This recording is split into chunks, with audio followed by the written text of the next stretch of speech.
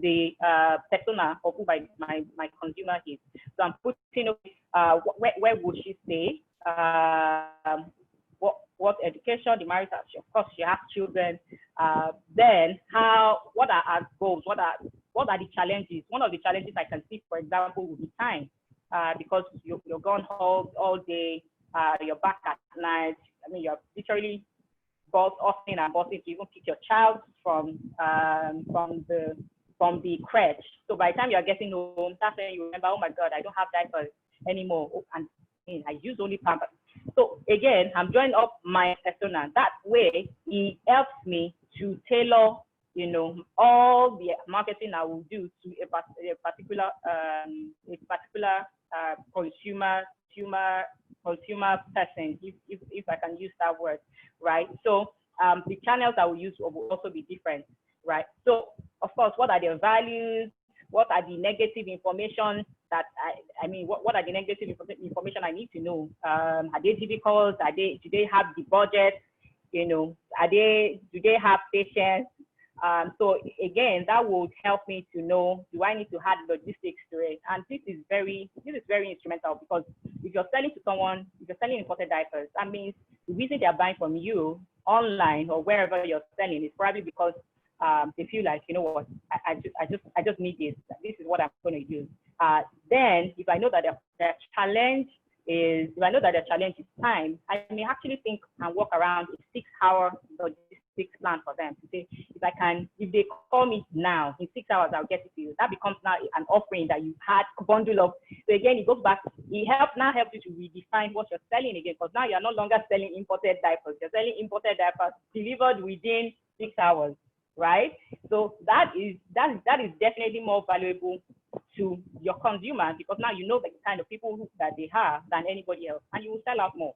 Because who doesn't want their product in 6 hours, right? And they don't need to drive anywhere.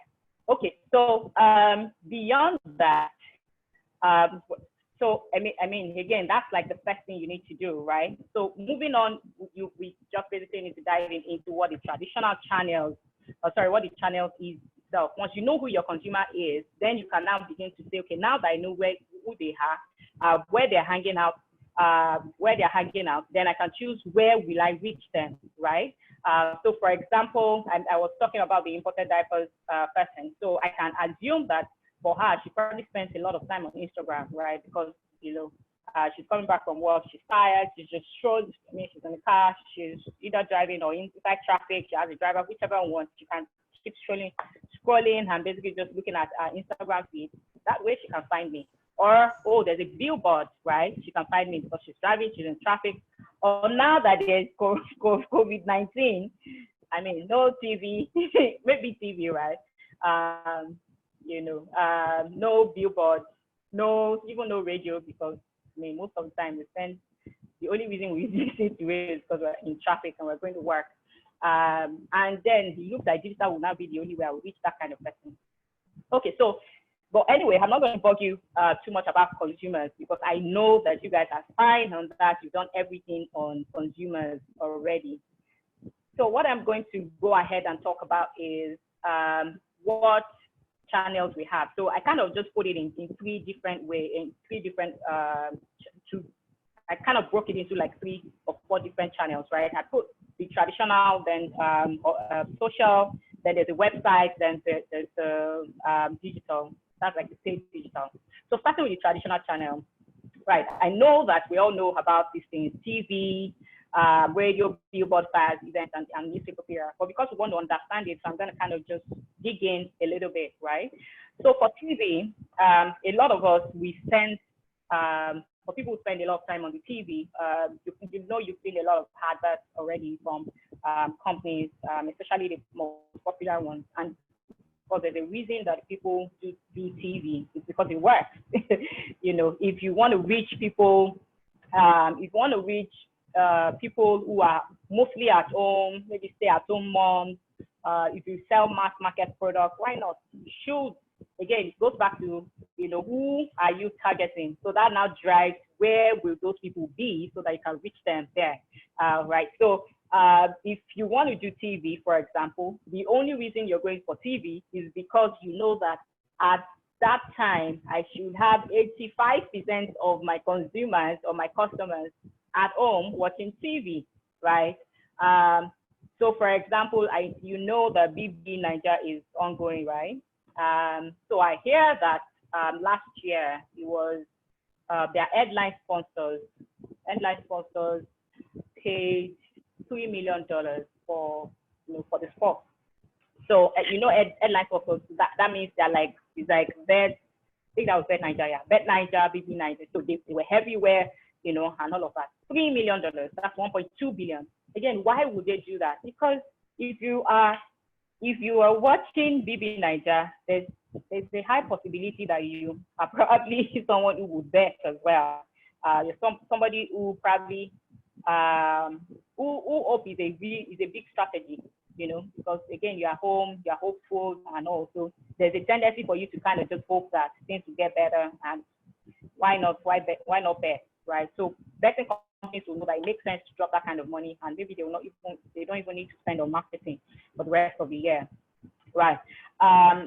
I would not delve so much in TV because again, I know that we are mostly small business owners, but it is also important that we don't overlook this, because I've heard of small business owners who have recognized opportunities and leveraged on them. So what do I mean by that? So there are a lot of content producers who have fantastic programs on TV, for one reason or the other. Maybe they are new or something like that, and they don't have lots of sponsors yet. And at this point, at all, Naimba, they will take any money that you give them. So 200K, 300, we just need from anybody, and as God will have it, as we like to say, or as faith will have it at this point, the show blows, and guess who blows along with them? The brand who has dropped the little money. So sometimes you kind of just want to look around and be sure that you're not leaving money on the table. So if you feel like, oh, my business is more mass market, is more mainstream, and the programs that is going on that they're telling me to come and advertise on will target my consumers. Why not, right? Yeah, so that's for TV. So don't, it's easy to be close-minded about it and say, oh, no, this is a lot of money. It looks like somebody's audio is on, right? Okay, so but please don't close your eyes on it. Just look around if there are opportunities you can leverage on. Yeah, so the other one is radio. I feel like radio works. No, not I feel. I know that radio works. Radio works.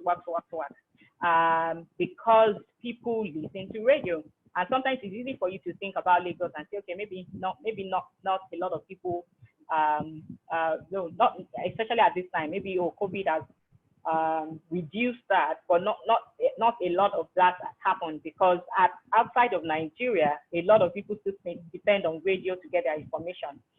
The only problem with radio is that the addressable market seems to be reducing nowadays, right? Because you now have almost all the news you want on your phone. But radio still works a lot, especially because of traffic in Lagos or traffic in Nigeria generally. Yeah, depending on where you are. And sometimes you just still need to move from one place to another. So radio works. And depending on your budget, you now need to decide then again, going back to who your consumer is. If you are selling mass market products and you feel like everybody needs to hear about a product, you can actually consider radio, and you can now decide what your budget is and how much you're willing to pay, basically. So you can decide to go the route of jingles. So jingles, you can decide to go the route of hype. You can decide to go the route of guest appearance, where somebody just, I think that's probably about 150K. And for sports, if you do about 50 sports, I guess you can spend about 800K for about 2 weeks. So depending on how your budget is, and sometimes as well, if you have good relationship with on-air personalities, you can basically just have recurring guest appearances with them, and you may sell out your product depending on what you're selling. So of course, billboards, you all are aware of billboards.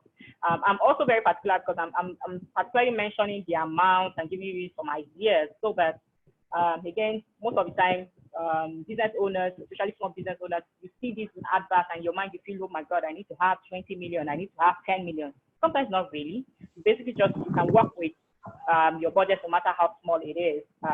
You know, so billboards are very, of course, very, very effective as well, depending on what you're selling, depending on who you're targeting. So if you are a real estate developer, for example, okay, so I can see, let me check, let me look at, okay, so inverters and solar power systems, that's Taiwo Sonya Olympia, right? So if you're selling inverters and solar power systems, again, top of my head, I can totally see how billboards can help you, because I just need to put it on maybe one of the wall months on Ozumba if I'm really being modest and I'm trying to manage my the funds as a small business owner. I probably will have some wall mounts now. Those are the ones when you're in traffic, kind of just see them on the road. I mean on the walls. I think there's one on 1004. So again, I'm choosing VI because I feel like at that point, the people earn, you know, more probably on that side of town. So they work at VI. You're going to Lekki, you probably will see that. So I would do that. And how much does that cost? That costs probably about 400K per month. So if you, and of course you put your number, you do all content again. It's another, you know, discussion from channels. Because once you choose your channel, you now need to figure out how to create engaging content so that even when people pass, they have to stop again and like, oh, okay, that's really good, and take the number, right? So I think billboards will work. Again, they are varying budgets. If you want billboard of 3 million naira per month, you get them. If you want billboards that you need to pay 6 million, you know, there are some that are even up to like 7 million. I think the one at Lekki Toll Bridge, that's the toll bridge, the first one. I think that one is about 7 million per month. So again, depending on how big your budget is. But if you are a small business and you just want the maximum exposure, why not billboards? Great. And you just go for the one that fits your budget. I put flyers here as well because again, sometimes there's nothing like one-to-one.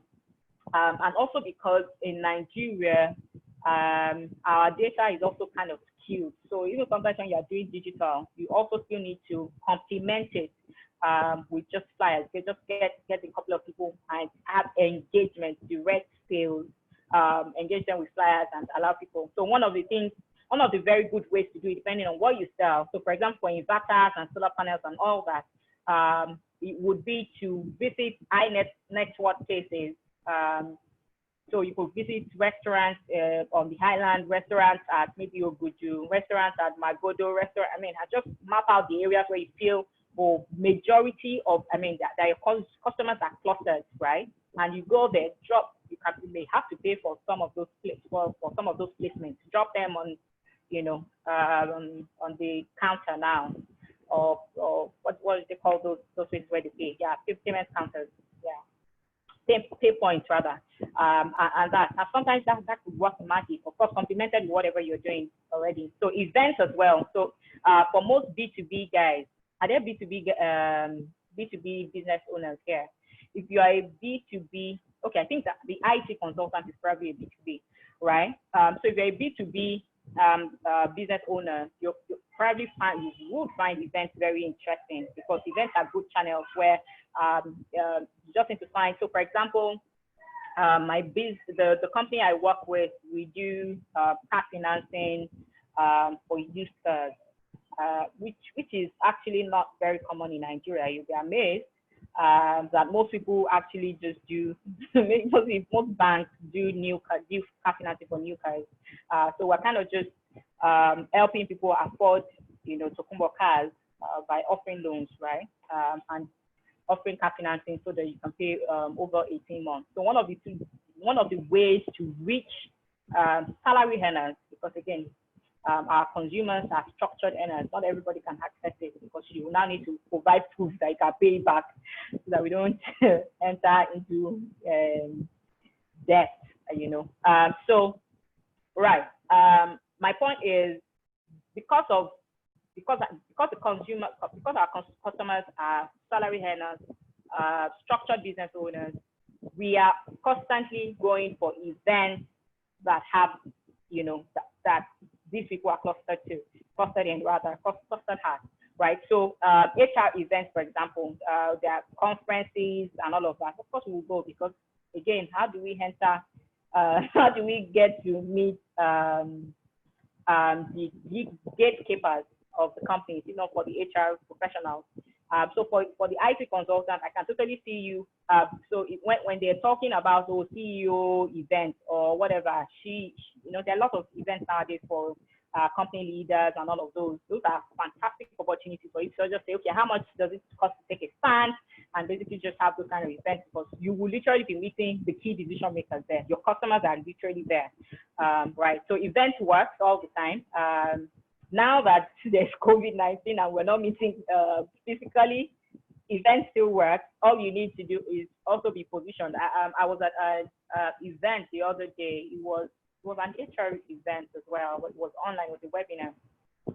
And the brand that sponsored the event, the brand was more Guinness, I think. So what they did was they had given a couple of the participants the product.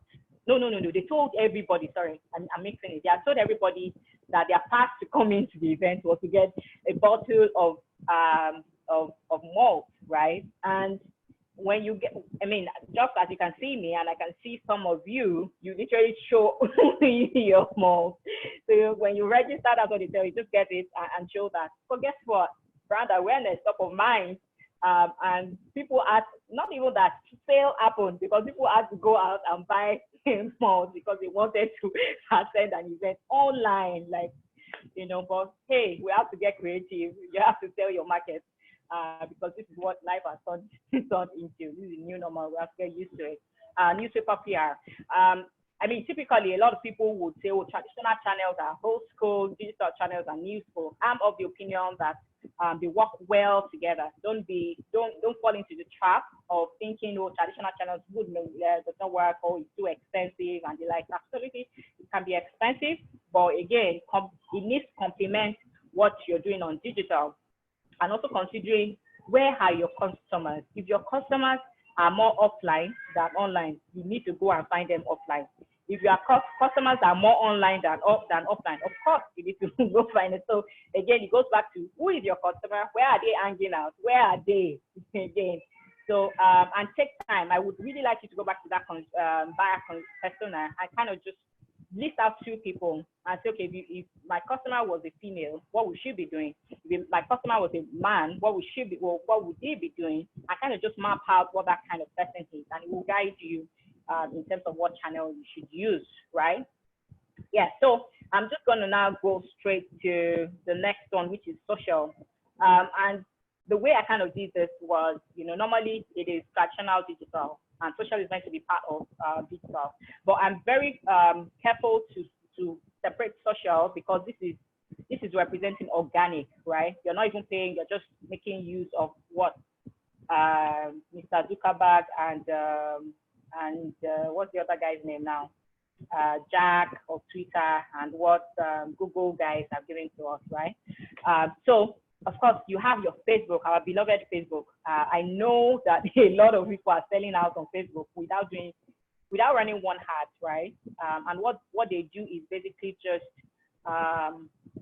be part of the community, be part of the group, share content, share value, and all of that. So, and a good way to do that is to just start from where you are. People already know you. I think Facebook is like the lowest hanging fruit. Every single person is on Facebook. You for no matter how old you are, Facebook is like, I mean, because it was the first one that we kind of all just went on and were active on. So Facebook is obviously the easiest one to get onto. And this channel is very interesting because what I see that most people do not do well on Facebook is to create value before demanding value. So creating value before demanding value means Facebook people want to get to know you. The reason they will like your post is because you're consistent, because you're there, you're showing them things that are interesting to them, right? So such that by the time you now tell them, oh, come and buy something or come and do, of course they will, because they know you, feel like they have a relationship with you. So there's a part for, on organic where I put social selling. So communities, groups, sharing, basically just sharing content that people want to see is a good way to drive your business on social, on Facebook, and totally free. Of course, we know this. And then Twitter. I mentioned Twitter because Twitter is a strange place, right? Strange in the sense that once you crack it, you kind of enjoy everything that comes with Twitter. But before then, it is a strange place. So look at this way. Out of all the social channels that we all know, which one do you have government? Literally, President Buhari addresses us on Twitter, not Instagram, not Facebook, not LinkedIn, Twitter. Even literally, they give us information and they announce things on Twitter. Why Twitter? Why not Facebook? Why not? So, and the reason is Twitter is like a mini platform for articles, right? Because intellectual conversations happen on Twitter, threads on information, and it's of course because you can write and express your thoughts, and people would engage with you based on the quality of your content, not the quality of your picture, right? Like Facebook, Instagram, and the likes. So, and that's why you have our beloved Trump, of America, who lives and breathes on Twitter. And Twitter would be great for people like the IT consultants, because again, a lot of CEOs spend time on Twitter. Because again, CEOs are meant to be cerebral. I mean, they're professionals and all, so you're meant to be able to, engage in intellectual conversations, and they like that, right? People engage with you on Twitter for that. Of course, a lot of giveaways happen on Twitter as well. So that probably drives even people who are not CEOs to just go there and go and listen, because why not? Everybody, I think you got to do the giveaway for the boys, right? So I think it was Elon Musk. I put Elon Musk as an example. He mentioned the other day and said, Tesla, we don't do advertising, right? And everybody was like, what are you talking about? You may not be paying for advertising, but you're definitely advertising. Why? You spend all your time on Twitter and gisting us and telling us about what Tesla is doing. Of course, we're all retweeting and we're checking and we're replying and we're liking. That is advertising. You may not have paid for it, but excuse me, you are Elon Musk. Anything you say, we will listen to, right? So definitely, I would advise CEOs, especially if you are selling anything related to technology, if you are selling, even I can see gift packaging, absolutely, because there are lots of business owners on Twitter. So it means that when they're talking about their business, you can just chip in. Again, the first rule of social selling is to give value before you demand value.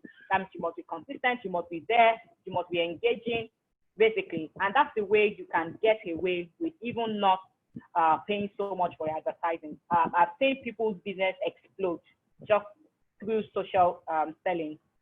And that's it, right? So please get on Twitter. You will, especially even beyond even CEOs and all. If you're doing B2B, you would find Twitter very interesting and very rewarding. Again, you need to be consistent. It's not going to happen overnight. You literally need to spend time there and be known, right? Okay, so Instagram, of course, we know Instagram. I think I wrote a mini article the other day about how Instagram is the new website. Literally, there are people who do not have websites, they are selling out on Instagram just by posting every day, not even ads, right? And I mean, it's crazy. Some of these guys have short-term strategy of entertaining customers, entertainment as a strategy to attract followers. I have seen people twerk on Instagram. I have seen people dance, all kind of, and these are business owners, right? They literally do everything, and without paying, people are buying for them because after you have danced, everybody, oh, I really like your top. I'm selling it. I'm 8.5. Don't worry, you get delivery tomorrow. guess what? That dancing has made money. We are dancing in our house now. Nobody's seeing us. All the skills, please get it on Instagram and use it. Of course, I'm sure you've learned about brands as well. So there has to be a balance. So depending on what your long-term strategy is and long-term plan for your brand is, or for your business, you may want to kind of just balance and say, okay, do I want to be the dancing business owner or what do I want to be? Again, it can be a short-term strategy to draw people to you. And again, you also need to go back, who is my customer? Will my customer be disgusted and say, what kind of person is this? And just leave your page? Or will they be like, oh, I really like this person, and hit the follow button, buy what he's selling, and do whatever. And that's it. Of course, dancing is not the only way. There's some people with photography. I mean, there are people who sell clothes on Instagram. Their clothes is not special. The only thing special is the attention on photography, getting the right models, getting the right, and that's what they do so well that you kind of just feel like, no, I need to get that clothes, right? The angles, the lighting, they've just perfected it, and everything is just on point. So whatever your unique proposition is, I believe that Instagram is a gold mine for us at this point. And it is, interestingly, I feel like Mark Zuckerberg is going to realize how much he's realizing, and he's putting a lot more strict guidelines for Instagram. And he may actually have to block organic selling on Instagram, because it is, people are killing it on Instagram. People are making money on Instagram. I got stuff from Instagram today, and they deliver to my house. From Instagram to WhatsApp, you kind of just click once and that's it, and you're talking to the vendor, right? So Instagram is obviously a social channel, and it's very important that I talk about this, because you need to be consistent for this to work for you. It will not happen overnight. You would have 1 like, you would have 2 likes, you would have 5 likes. The only reason where in 1 year it would turn around is because you have been consistent. And another way is give people what they want, right? So there was a time I did a research on what content Instagram vendors are using to drive engagement, and they're mostly entertainment and related content. So there was one that I saw. She sells baby food, right? But for her post, what she does is the first picture you see of her post is really, really, really cute babies. So you know how you have carousels on Instagram. So really, really cute babies, maybe dripping, and everybody saying, oh, and all. And so swipe to the left, to the last picture has something. Of course, by the time you swiped, you would have now seen in between the pictures, she has sold her market. But we know she's targeting women, mothers who want to buy children food, right? And you can, as mothers, now when you see fine baby, you have to stop and say, oh, and you kind of just check, right? So she knows her customer, she knows how to reach them on Instagram, she knows what type of content to put out. And also there's a lot of people put entertaining, the funniest videos on her. You will find it on some people's page. And that's how they get engagement, right? So, I mean, and these are the hacks that people who feel, no, I don't have money, I can't even run hard, you don't know, this is it. Just stick to it and kind of just do it. So YouTube as well is a channel. I mean, I know a lot of people have these vlogs now that you call it, where you just say, hi, my name is Ife, and in this video, I want to tell you about something. And that way, and what you do as if YouTube is your go-to is basically create value, create content that delivers value, and people will follow you, people will subscribe to you, people will watch you, and as that now goes on, you can introduce what you really are selling, and that's it. So you, again, social selling for long-term purpose. Social selling is it's maybe not a new concept, but it's a concept that people are beginning to embrace. So for example, you find people who basically just give advice. So they do videos on Instagram, they're talking, they're explaining concepts to you, they're telling you how to get maybe your skin, blah, blah, blah, blah, or whatever. So for example, like the gift packaging person. So imagine that's what you do. Maybe you choose, which one should we choose? Instagram as your channel. And basically what you talk about is what packaging does to a business, right? And you're telling people how to choose colors, what the right packaging for these kind of product, the right kind, and all. Of course, people will like it and kind of just see you as an authority in that, especially if you are consistent over time and you're bringing in new information. So what you're doing is you're selling yourself as a thought leader in gift packaging, right? So it's basically social selling for a long-term purpose. So and people do that. So for the first 6 months, what they are doing basically, in fact, some people 1 year, basically it's just creating value, just telling people about whatever and all, just creating content. Some people is going on LinkedIn and writing every week, every day, commenting everything. Why? Because you know that once you can sell and increase the perception of who you are, then people will buy what you're selling, right? Especially if your content is really valuable. This is very important because they're organic. You do not even need to pay. You do not need to, do any sponsor post or whatever, right? So that would be for social channels. I believe that this will be very helpful for people with low budgets and basically just want to start something and basically just get it going and all of that. And one thing that I do very well, what I do most of the time is I go to pages that are similar to what I'm selling, right? The pages, businesses who are selling similar to what I'm selling, I go to their page, especially if they're really doing a good job on Instagram. I go to their page and I find out what they're doing and replicate it. There's no shame in copying, as long as you're not copying their content. What I mean is you are copying their concept in terms of how are they arranging, what kind of content are they putting out and all, right? So do the work. Instagram is open and free. Just keep checking and say, okay, what can I learn here and all. So before you know, you realize you're doing very, very, your business is exploding basically.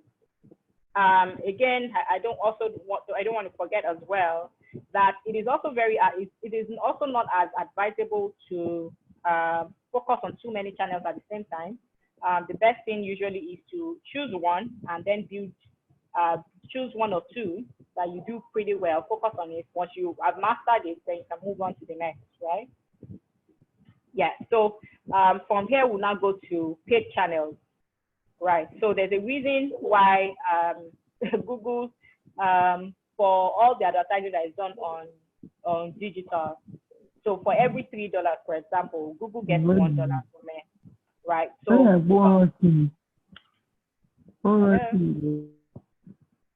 it looks like someone's mic is unmuted. Okay. Anyway, so while people following, it feels like I can't see any chat, right? If you're following, please say hi. We are with you. Hi. Okay. Okay, please use the chat box and say hi. Okay, I can see 1 hi. That's fine. That's fine. I just want to be sure. Okay, great. So that's for social, right? So there's paid as well. But before I move on to paid channels, because for paid is kind of I kind of just zoned it into Google and Facebook. Obviously, they're the most popular. But I would like to talk about influencers, right? I know that a lot of people, you already are familiar with the concept of influencer marketing. I would like to reiterate that using influencers is also a path to basically just marketing a product. If you're just starting and you feel like I know someone whose audience is exactly the customers that I need, why not? You could approach them and say, okay, can you help me put up this content? How much will you charge me? And that is it. And you can even have it concurrently. I'm sure you guys see even the popular influencers. You see all the Mr. Macaronis, you see the Taomas of this world. You see all of them online, right? There's a reason businesses keep going back to them to say, okay, advertise for me. It's because people are actually, it's working. And you don't have to be big to think, you don't even have to use the A-listers. You can start from people who have 5,000 followers and who have good engagement. Again, followers and engagement are different. So there are people who would have 300,000 followers and they won't get 100 people to like their posts, right? Or even get 5,000 people to view their videos, because it depends on how engaging they are. And you would have people with just 10,000 followers who sometimes 500 likes, they're getting 20,000 views, you know, and all. So as a business owner who wants the best ROI for the best ROI for their money, you kind of just have to dig in again and say, okay, let me check what's your eyeball on this. And sometimes you also need to ask influencers. The last campaigns you've done, or the last ads that you put up, what has been the reaction? But you can also check it and see, right? So that I just wanted to mention that. Also, before I go on, for your, I'm very particular because for small business owners, website has become a tricky subject. Just about a few years ago, website is definitely a thing, right? But depending on what you do now, especially if your goal is kind of still short term, I just want to make money, it's difficult to recommend websites, right?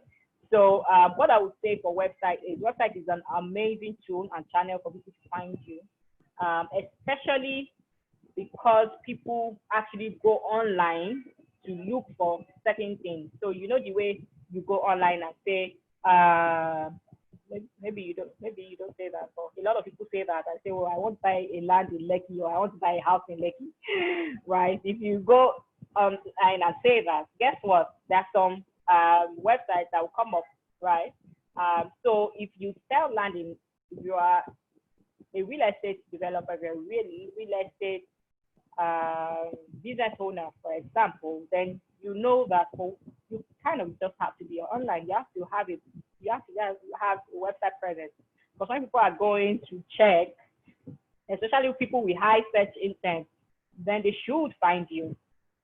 So I would say that no matter, even if what you're starting with is, I just want to be an Instagram vendor for now, I want to be, always remember that your website is a huge channel, and especially for times like this where there are not a lot of tools where you can basically even chat with people on directly on your website directly. And now I know there are a lot of platforms as well, such as I think Facebook did something recently for e-commerce. You have the Jumias, you have the Wave as well.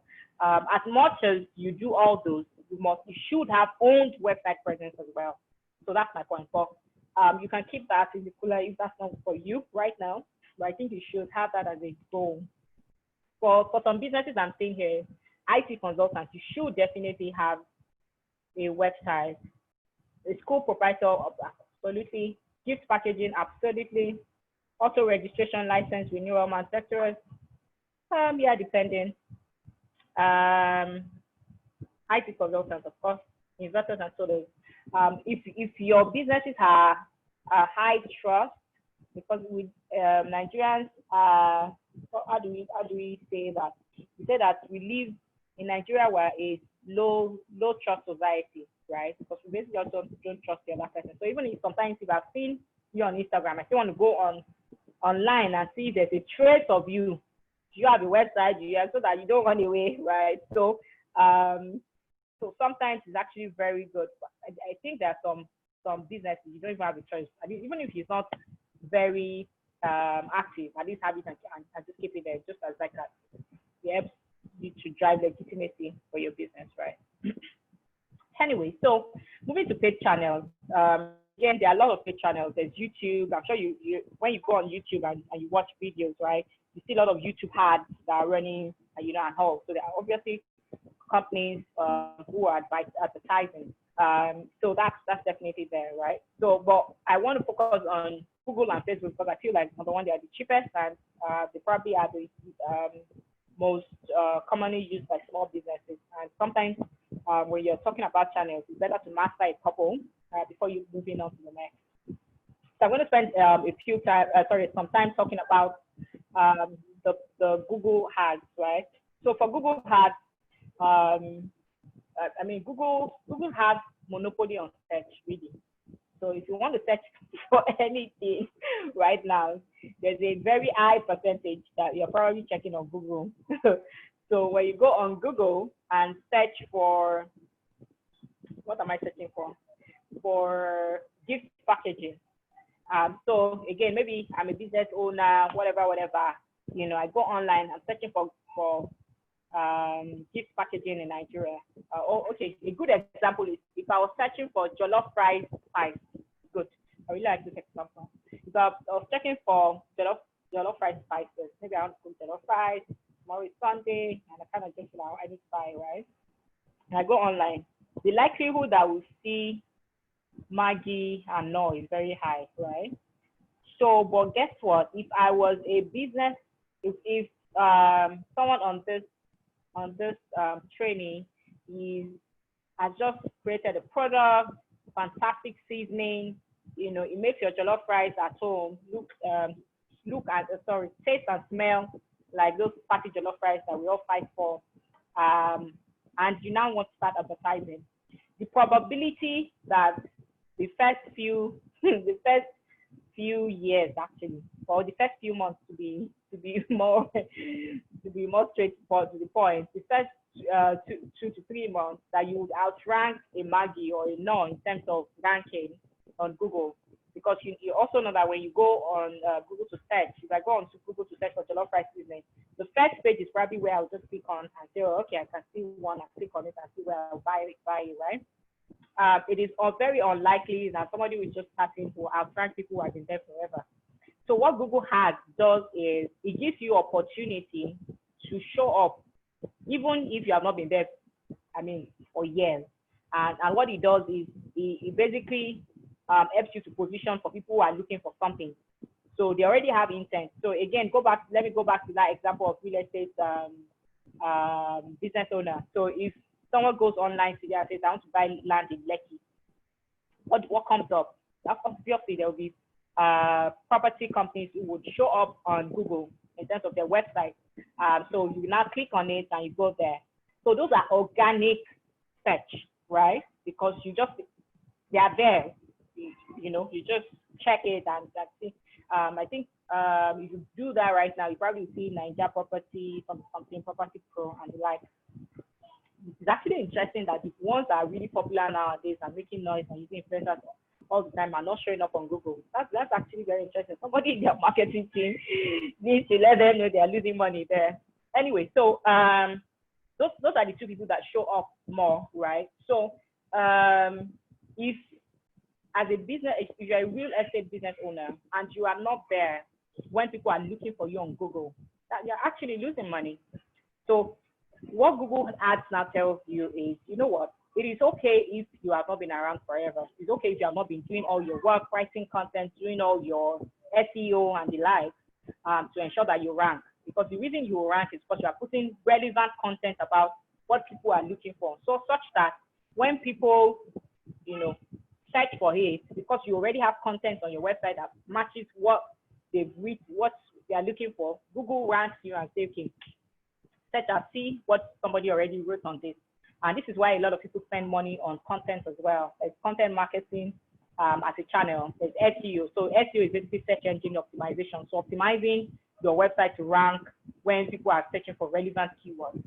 The same way I would go online and say, okay, I want to buy maybe cream, or I want to buy diapers, or I want to buy whatever I want to buy.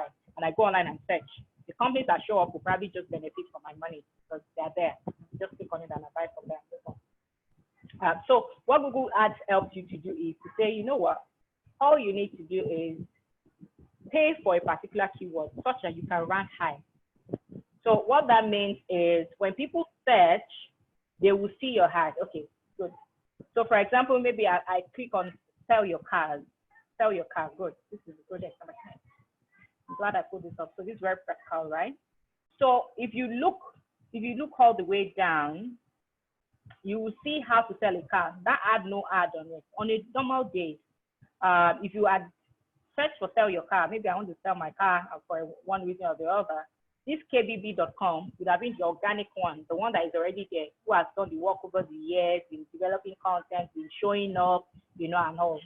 But what Google Ads helps you to do is pay for you to show up when people type in sell your car, because the people already who are putting that high probability, of being interested in what your business does, right? If if your business buys cars from people, why not? And that's why you have those two guys showing up. So of course, the technical side of it will now be you need to learn how to bid because everybody, I mean, sell your car is probably a very popular keyword. And even these guys who have been there forever would also not just watch you come and put your hat on top of theirs. So what Google does is it creates an auction and says, okay, for this sell your car keywords, who is going to bid the highest? Crazy, right? So that's how Google makes their money. So if it was, I want to buy a house in Lekki as well, the same thing.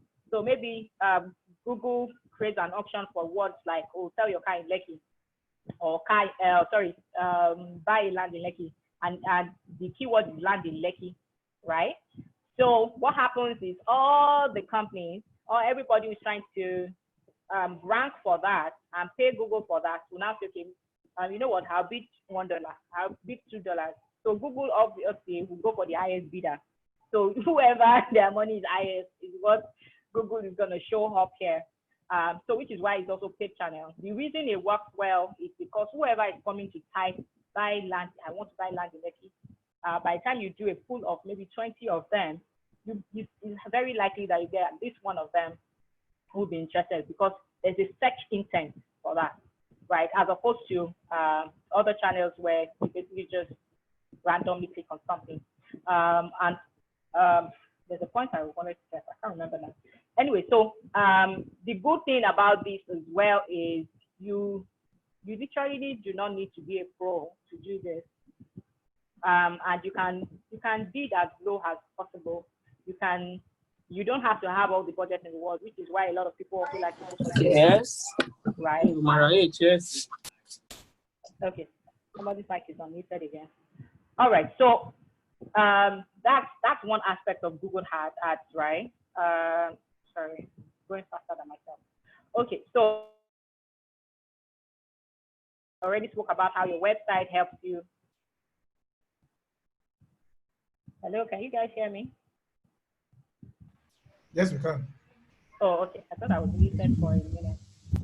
Okay, so for Google Ads again, let me backtrack for a minute. There are two sets of Google Ads. One is the paid search, and the other is the display ad. So I'm currently running an ad right now. If you can look on the one that has WikiHow on the screen, I have a display ad running on. So this, I'm sure you do this all the time, where you're on a page, you're basically just reading through, and then you see a random company just come up with their hats on. Exactly, that's what's called display hats. So again, depending on what business you're doing, if you're trying to drive brand awareness, if you're trying to fill your top of funnel, Wally, I'm sure somebody must have mentioned funnel. Somebody has trained everybody trained on funnels already, right? No. I can't remember any class that's talking about that. Okay, not a problem. So I'll not confuse everybody. Anyway, so the point is you can go. You can actually do this for your brand, basically, such that people randomly just see your advertisement online anywhere, and they just click on it, and they can decide if they really like what you're advertising or not. So, in fact, I just took a screenshot of this and just put on as an example for you for this class, right? So, and this is again it's very straightforward. It's just Google Ads. Decide how much you want to pay. You can decide, each day I just want to spend $5. Depending on how high your budget is. And what you now want to ensure is when they click on it, you have to go somewhere. So it goes back to why do you need a website, which is very important again. So depending on who you, on what your business is, for the IT consultant, for example, for IT consultant, I actually don't see you do a lot of display ads, but depending. For the gift packaging, I absolutely see you doing display ads if you have the budget, because again, there are a lot of small business owners who are trying to figure out how, the best way to package their product, and all, especially depending on how great, your product is. You can craft it out in good information and put it there. The good thing is a lot of people screenshot. So people see this and screenshot and send to their friend like, oh, I saw this company, try them. Or I think, we're just talking the other day about this. And that's it. And guess what? You're spreading your message. You're spreading your business is going far and wide, right? So, yeah. So that's basically good, search ads and display ads. I wish I could spend a lot of time on that, but it would defeat the purpose, because that alone is like a 1 to 2 hours class of how exactly to run this ads. So, but for business owners, it may actually not really be what you want to spend your time on. You may want to get a consultant, a digital marketing specialist, paid ad specialist, or why not? So I kind of just put a few how it usually looks. You decide how much you want to spend, choose a target audience. Remember the first slide of who is your customer. So if you do not know who your customer is, you will not be able to choose your target audience, because it's from your target audience that you decide where do you want, who do I want this, who should see my ad, basically. And all of that. What location should I restrict it to, or else you may be running, selling, you are selling a product that is localized in Nigeria, and you have put maybe Africa or the whole world, then your money is burning, which is not what you want, obviously. Set your bids, write your ads, and that kind of thing. But if you don't know all of this, I really feel like it is not a big deal. Somebody said it takes 10,000 hours to perfect, to learn anything. The truth is, I don't believe it. I feel like you probably will not be an expert, right? But you would be decent in the first 20 hours.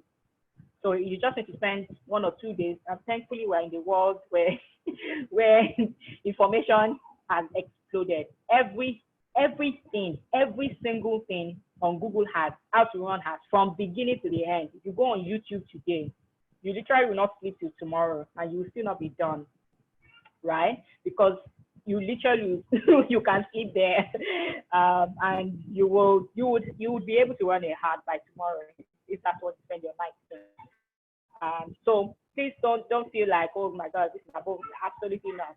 For Facebook, Facebook is also pretty straightforward. The good thing about Facebook is there are more than 20 million Nigerians on Facebook, and for Facebook, you can be very granular in your targeting.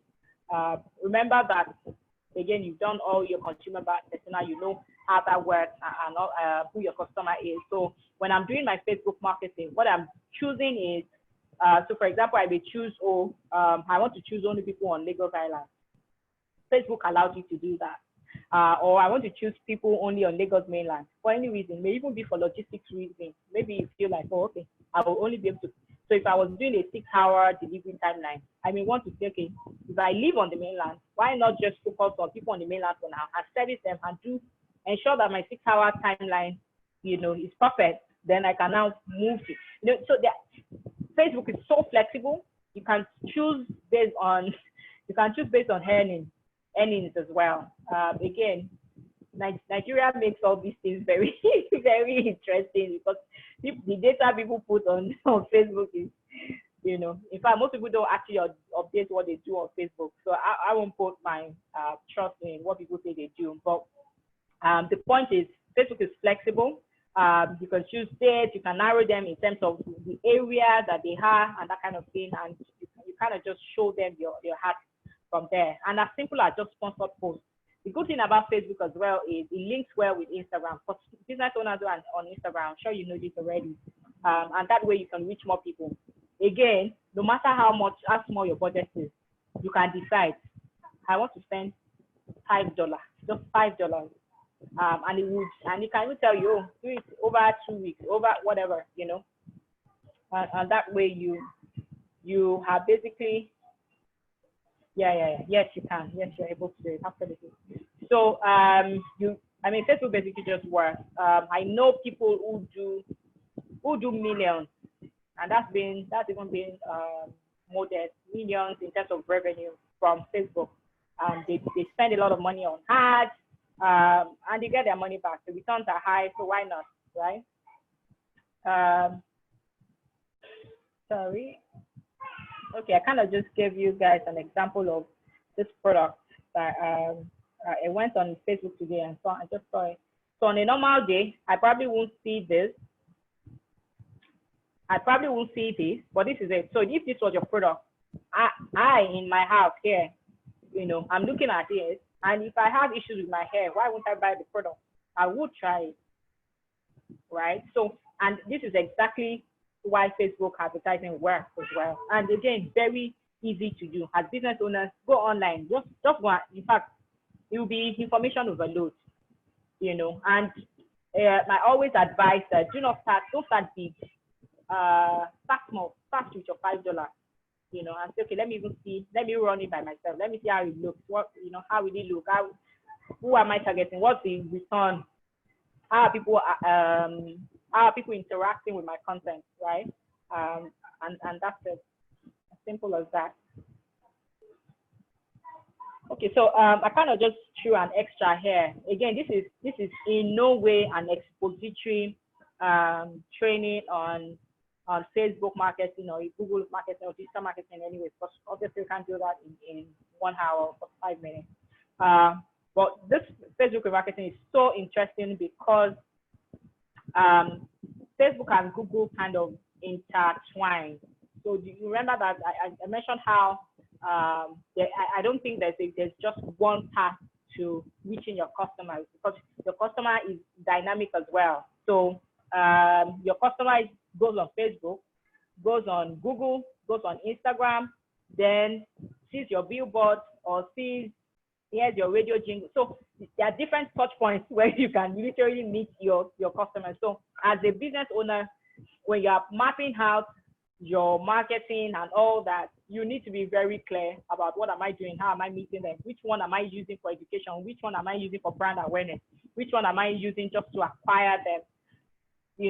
So for example, remarketing works, and I'm sure this has happened to you. You go to a website, maybe you go to Jumia, for example, and you see what do you see? Maybe you see a washing machine that I really want to buy. You click on it and you check it, and then you realize, maybe I'm not ready. Maybe it's too expensive. Maybe I check Konga. Or let me check that spa that is along the road and see.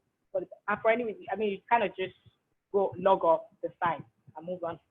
And then later in the day, or maybe even immediately, you go on your phone and you're checking another site or nothing related to washing machine or anything. And then you see exact ad from Jumia and the washing machine following you everywhere, right? I'm sure it has happened to everyone. What has happened is Jumia has actually, Jumia is remarketing you, retargeting you. So such that when you come to the site, they track you based on your profile, right? So such that even anywhere you go to beyond Facebook, they can find you and they can show their ads to you, right? And it has been said that before a customer buys, they need to see you up to 6 to 7 times. So in their mind, why should you buy on the second instance? Maybe not, because again, they're not the only one in market. It's not a monopoly. So okay, what you probably want to see, and you're still thinking, you're at consideration stage on the consumer journey. So yeah, I know the price now, but you're still considering it. So while you're considering it, you want to ensure that they remain top of mind for you as you keep going, just to ensure that when you are ready to make that decision, when you are ready to make the decision, number one, we are there. Number two, you will definitely remember us and say, okay, you know what, let me just buy from Jumia. And so remarketing, again, these are high level things. Even as small business owners, sometimes you have digital marketing guys pitch to you, and tell you, oh, I can do this for you and all. It's very important that as a business owner, you also understand these things, even if it is at a high level. That will help you to demand better, and it helps you to have more intelligent conversations with whoever is working with you to run your marketing. Right? Because that way you can say, okay, no, this is what I want, this is what I know there's this, and nobody can bobo you, right? Basically, Google also does remarketing and basically retargeting. So again, information everywhere. You basically can just go online and find this. So I'm kind of rounding off now because I know that my time is definitely well spent. I just spent 1 hour, Wally. I know it can be hard to pay for. Of course, it will now depend on your budget, how easy is it to learn, what takes little time to get results. So you can basically just choose based on those things, right? I know that a lot of small businesses do a lot of Instagram sponsored ads. Again, depending on IT consultant, you probably can't do lots of Instagram. I would advise you to spend time on Twitter, spend time on LinkedIn, and post and be very and sell yourself first as a person, and of course your expertise as an IT consultant. Because if you position yourself as a thought leader, people will trust you when you now send them a proposal. Especially for LinkedIn, I feel like LinkedIn is developing what you call that. The concept of social selling. I know lots of people who what they do is target CEOs, target specific people. So, for example, if I wanted to run a personal branding course, for example, I would spend my time on LinkedIn. That's what I would do. If I was doing trainings for companies, I will definitely spend my time on LinkedIn. And what I'll be doing is I'll be putting out content about that is valuable to the target audience. And as we say in content marketing, you write, no matter what you're writing, you write to your target audience, to the people you want to reach. You literally write and craft words as if you're talking to them, right? That way, when they see the content, it will resonate with them because it will kind of feel like, you know, when people say, "Oh, I read that and it resonates to me." Yeah, well, it was intentionally written to attract you for some of these things, right? So, and that's what you do. That's basically my advice for you. Is there any other business? I kind of feel like I can share a few directions for some of the guys here. Okay, so yeah, I don't think there are any new people who have dropped their business. Okay, so great. Driving school. For driving school, what would you do? Driving school is actually, I think currently what you can do, because it's offline, especially at this COVID, that's a hard one actually. But maybe not very. I know that a lot of people would also want to use this downtime to learn a skill. So it is actually not out of place to spend a lot of time on even Instagram or Twitter, because there are a lot of people who are always talking about how you need to develop a skill and basically like that. And also there are a lot of memes about you not knowing how to drive well. That there are actually people in the world who feel like they know how to drive, and they really don't know how to drive. So there could be content around there where you're churning out content. You can be churning out content about the rules, driving laws in Nigeria. Do you know this? I hear that if we know half of the things that are not on the road, right, then we'll probably be afraid of driving. So yeah, a lot of content on that will help even on Instagram and the like, because what that means is people kind of trust you, that you know what you're doing and what you're teaching even your people would work. So I would say, why not? Of course, Facebook would also work for you. I think Facebook had to work the best for you if you're going to run any ads. Of course, you can now run simultaneously on Instagram. But I would say spend a lot of time doing social selling alongside your ads. So social selling in terms of churn out content about driving in Nigeria and the importance of knowing how to drive very well, right? And then coupled with the channels that you choose, that would work as well. Selling wax crayons to patients. Sorry, I didn't get that. Patients. Is it patients at home or patients?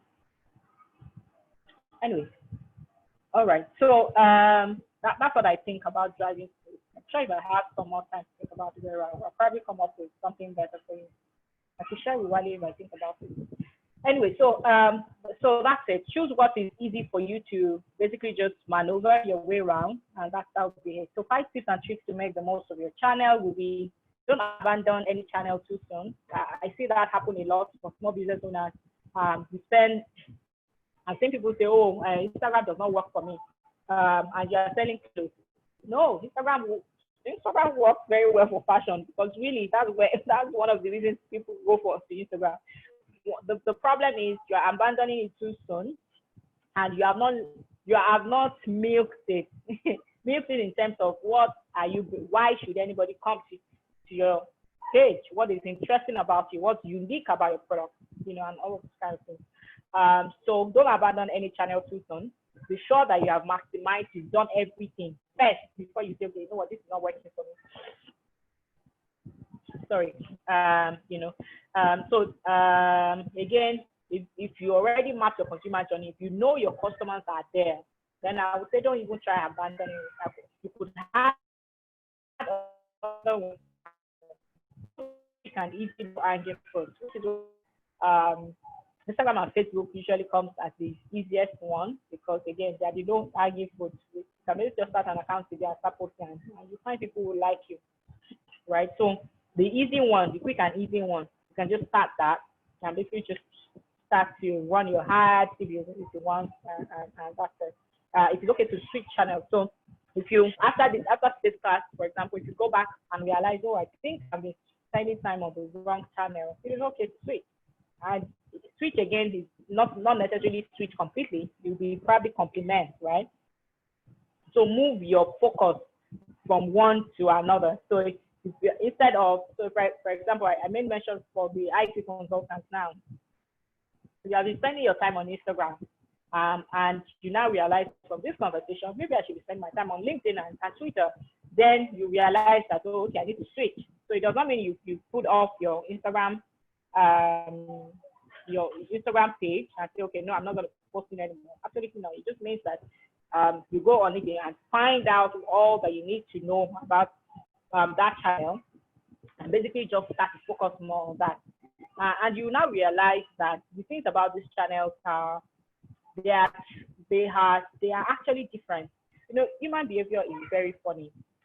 So there was this video that kind of self my point for me. There was this video that one of these comedians online did. I can't remember what the name is, but he did a very distasteful joke about rape or something. Then he posted it on Twitter, and he posted it on Instagram. And guess what? On Instagram, people liked it and like, oh my God, you're funny and all. And then on Twitter, people was like, what's the meaning of this? And there was like an outcry. Everybody was abusing him, like, no way, how could you do this? How could you say this? And you're encouraging web culture and all that. For Twitter, people was right, because I actually watched the video and it was very distasteful. Should not even put out content like that, right? But then you now realize that the same people who are on Instagram will come to Twitter. The same set of people on Instagram came to Twitter to lambast the guy. So it means that people behave differently on different channels, right? So when people get to Instagram, they behave and talk like Instagram. When they come to Twitter, they behave and talk like intellectuals on Twitter. And when they get to LinkedIn, you get there and talk like a professional, right? You don't show your website, you don't post anyhow on LinkedIn. And as a business owner as well, who is targeting these people in the different channels that you are visiting, you need to learn to speak and the tone of voice that is used in those places. Right, so that's very important. So one site does not fit all, where you just say, okay, you know what, I'm just going to post on this, but you need to learn how to tweak your content, because these people in this channel, they behave differently. They want to be seen this way. So then you position your content that way you attract them on that channel. So definitely learn as much as you can about the channel, and when you have mastered the channel, add another one, basically. So for example, you master LinkedIn. When you are done with LinkedIn, go to Twitter and go and establish your presence. Again, there will be lots of people who know you from LinkedIn, so it will make it easy for you on Twitter to gain lots of basically just gain lots of fans and followers and engagement, right? It feels like I'm talking more to the IT consultants. I'm happy for you, right? So when you master the channel, of course, add another. Right, so at this point, I just want to stop here because I feel like I basically can't train on channels completely today. It will take probably take like 3 days to finish my own thing. So again, there are lots of information online. I will be on standby to take questions and all of that. I'm sure I've not done. I've definitely not touched all the channels in total in terms of in detail. But this, as a small business owner rather, as small business owners, this should be of help. Right. So thank you for listening, and an absolute pleasure talking to you guys. Besides that, I was really want to. Okay, hi Wale. Thank you. Yeah, thank you, Okay, Ife. Thanks so much for taking us on that exciting journey on understanding your channels. Yeah. Guys, I hope we have taken something significant out of this class. We'll take a few minutes just for question. Normally this should end by 8:30, but I believe it's been value for time. So we'll just take a few minutes to address any question you might have specifically to something you want to be able to apply. So if there's any question out there, please, you can raise your hand so I can give you voice to speak, or you can just type your question in the comment section. Whichever one works for you will be just fine. So, so feel free to please raise your hand if you're still here to be able to take your question, or you can just use the chat box. I mean, anyone is just fine. Please feel free, ask me questions. Right. I remember during your talk, you spoke to, I think you were talking around TV or something around that time, Yeah. and I penned down do something newsworthy or remarkable. So yeah, TV is expensive. I mean, no doubt, right? Yeah. But every day, I mean, once in a while, I look up, I'm watching CNN, and I see a regular SME featured on CNN based on something remarkable that they are doing. And I think I think it's something that, I think it's something that we can also learn. I think in many ways, we look at those channels and we feel, where will I get money to feature on CNN? In fact, you've not even featured on Galaxy, not to CNN. But then, I mean, you can, I mean, do something remarkable, something newsworthy, something worth talking about. So maybe, for example, maybe you bake cakes, and then you have an effort where you take cakes to poor neighborhoods. You bake cupcakes and you give to children that cake is the last thing that they will ever touch. And you go there and you share with them, and you do that for a few weeks, and you type something around it and share it with a few news channels. You'll be surprised how many of them will be willing to jump on it just to listen to that story and to hear the testimonies of children talk about eating cake. So many, and that gives you free, totally end media. And you're not paying anything for that. Yeah, go ahead. I have an example for that. So the other day, there's this. So I mean, it was making rounds on Instagram and Twitter. I think I saw it first on Twitter. It was a video of the guy who was dancing in the rain. I don't know if anybody saw it. Right. So, I mean, I saw it. The guy was flawless. I mean, I looked at him, I'm like, oh my God, this is so good. And he was dancing outside. The environment wasn't so great. So that makes it even more like, how do a guy like in this environment get this good in ballet? Ballet is an exotic dance. It's lucky children, private school children who do ballet. You do not, So I mean that makes the point that sometimes there's a concept called growth hacking in marketing, right? Which means that go outside of the regular channels and find a way to grow. That's why you don't have money. And guess what? Now the number of people who know about the company, the Leap Dance Academy or something like that, they exploded overnight, literally, right? Yeah. And what the guy does is to basically just teach ballet, teach children ballet, children who normally wouldn't have been able to afford it.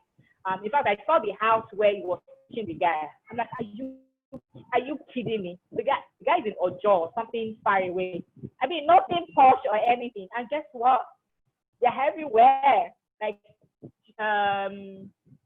2 people already offered to pay scholarship for 2 of the children. In fact, there was a French news company. This is apart from the popular CNN and all that do carry their news. And right now, I'm sure they're sold out, right? Because the exposure was just beyond amazing. They are posting now. They're posting every day. Again, this also speaks to being consistent. There is no overnight success. What happens is you've been posting every day. You've been there. You are doing your job. You are just hustling it out every day using the channels. That way, one thing that you do, it basically just looks like it explodes, right? And that's very important, because that day you just find something that one post, you probably have been baking cake forever, but then because you took it to this neighborhood, that extra, people find you and then they go through all your previous posts and begin to see, oh my gosh, she makes absolutely great cake. So I'm going to use that, and that's it, right? So somebody said that there are channels that won't work for your business, or is it okay to try everything out and see what it produces? It goes back to where are your customers, right? If you feel like your customers are everywhere, because I know that there are businesses like that, you feel like, no, they're everywhere, right? I would say that choose the two that you feel like this is where they spend most of their time. Again, this is not to say that you will not post on those different platforms. This is to say, where will you focus your energy? Because content also takes time and effort. So if you are going to be posting and be focused on one channel, you realize that you spend more time in creating content for the channel. So for example, if you choose YouTube for any reason, you realize what you need to create quality YouTube content is not fun. If you want to do Instagram, if you're doing fashion on Instagram, for example, you better have good lighting. You better have good photography. You basically just need to present your products in a way that people like them. It does not mean people don't wear clothes. It just means that when people go to LinkedIn, they are not looking for clothes, because LinkedIn is to go and get jobs, or at least go a position for your employer to see. So, and they probably don't even want your employer to see you buying clothes on Instagram. On LinkedIn. It kind of feels like you're on serious. Again, for you are the same person on Instagram. In fact, even if your employer sees you on Instagram buying clothes, why not, right? But kind of just feels weird if you are selling clothes on LinkedIn. I know I see a lot of people do that, but I kind of just wonder, like, do they understand how LinkedIn works, right? So, well, yeah. So that is it. I would say that focus on the two that you believe that your customers are present. That's where they hang out, and then you can start to now add the others. And also, one thing I would say about other channels is sometimes there's your personal brand and there's your business. So, for example, I talk about how CEOs are present on Twitter. So some of them are present not as their brand, but as their own, not as their business, but as their own person. But you know how these things are intertwined. If you're popular on Twitter, if you're talking and people respect your opinions and what it will tie automatically, because there's no way you won't talk about your business. And then people check you out and you realize, oh my God, this is the owner of whatever, and that's it. There's a company called Piggy Best, I think. No, Piggy Bank. I can't remember which one they have now. Their CEO basically spends a lot of time engaging on Twitter. And based on what I've seen, they don't do so much marketing and advertisement. What they depend on is the social selling on Twitter, and they're doing pretty well on that, right? So again, she's using her brand as a person, speaking to people, blah, blah, blah, this is what we are doing in this company, this is what we are doing in my company. In fact, I believe Nigeria should not be blah, blah, blah. And this is just, so now what she's done is she's extended her channel, even for her business, but she's not doing it directly. Because really, the whole reason she's giving out this free content on Twitter is for her business, but she won't just do it directly. She's use social selling. So that's just by the way. Then somebody said a pensions company did an ad with a comic that portrays the character as crude, speak pigeon, and generally not polished. Do you think this will produce results for them? I think it would depend again on who your target is. I think the other day somebody sent an ad that the bank did recently, right? And the question is, yeah, the ad and content looks a little bit childish and all, and maybe not very appropriate. But for the target audience, because they're trying to acquire customers for their digital bank, something like that. So they're looking for young people, young adults, people who think life is all green, black and white, and life is great. So their content is focused on that. So I would say that it would depend. But again, when I see crude, I don't know what you mean by crude, but because crude kind of feels like a negative word to me. So you could speak pidgin depending as well. If your focus at that point is to reach people who are probably not as educated, probably people who are depending on, I mean, maybe you're trying to, because I can imagine maybe they're thinking, oh, there's a market there. So a lot of people are focused on the elite, on the salary earners and all. Or maybe there are people who are in computer village, people who are in Alaba, who they can reach out to from their heart, and because they have businesses, they can insure it, or and all that. Oh, sorry, pension. Sorry, who probably are thinking long term and say, okay, how can I reach those people? If I speak pidgin to them, maybe they will find it funny, right? But the one I'm looking at, which is the crude, is I don't know what you mean by crude, but it is negative. As a brand, I would not move to anything negative, because again, you may win short term, but you may erode your brand equity in the future, which is probably not what you want for your business. So again, it depends on what the company is trying to achieve. Any other question? I think that's it. Pretty good. Yeah, I think that's it. Thank you so much, Ife. I think it is my pleasure. It is one thing I think something that also came to mind when you were also speaking, I mentioned, was lookalike audience. Yeah. Especially for Facebook and Facebook, for Facebook, right? So you have business owners, who have a record of people who have bought from them before. And what Facebook basically allows you to do is to be able to plug in that data and be able to target people who look like those people. Like them, absolutely. And more often than not, you get to generate a lot more value going that route, because I mean, you're going with people who have used your brand or used your product and have bought from you before, versus just trying to throw the net wide and trying to reach just anybody, everybody. So I think it's something that we can also check out. I mean, there's so much to talk about in this class. So you can just like go back to Facebook marketing alone is a training that can take 3 hours, and you will still not be done, because a lot more. because Facebook also now connects to WhatsApp, right? So there's also a way where from Facebook people can reach your WhatsApp. That alone is something that business owners need to understand how it works, because you want everything seamless. I was talking about how the vendor I bought stuff from, I basically just clicked on our bio, on the link on our bio, and took me to our WhatsApp page. And basically just chatted about, I got what I wanted, and delivered. That's it. So WhatsApp alone, even WhatsApp stories, you'll be amazed at the wonders that does as well.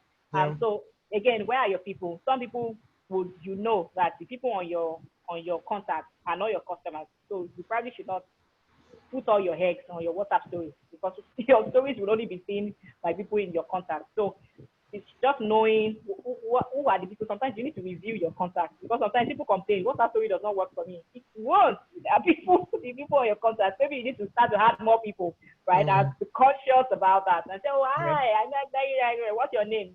Add the person, and that way the consciously building the consumer base. So I really like what you said about lookalike audience as well. Again, all these things are online. Please go ahead, check. And if you really built a database of people who have bought from you before, that's a gold mine. Literally, that's a gold mine. Just go on and do your lookalike audience, do your custom audience as well. And you will be amazed at how much, because it's basically just those same people, the same. So what Facebook does is use the same database about those people to give you the exact same kind of people to target. So that apparently those kind of people will also most likely buy your product. So that kind of thing. Thank you for bringing that up, Wally. All right, thank you so much. I think we have. Thank you, guys. We have gone way past the window. But I hope everyone has learned and taken something out of this class. Thank you so much, Ife. I will update the Google Classroom with the quiz as usual. Please just look out for it and be able to take the quiz as we go along this week. Enjoy the rest of your weekend. Take good care of yourself. And most importantly, please apply what you're learning. Our desire for you doing this training is to drive growth for your business, and we look forward to the testimonies that will come as a result of that. Have a lovely night, everyone. Take care of yourself. See you next week as we talk about understanding your communications. So now that you understand your channels, what do you say to be able to get your customers to buy from you, and how do you say it? That's next week. It's going to be an exciting class. Don't miss it. Take care. Have a lovely night.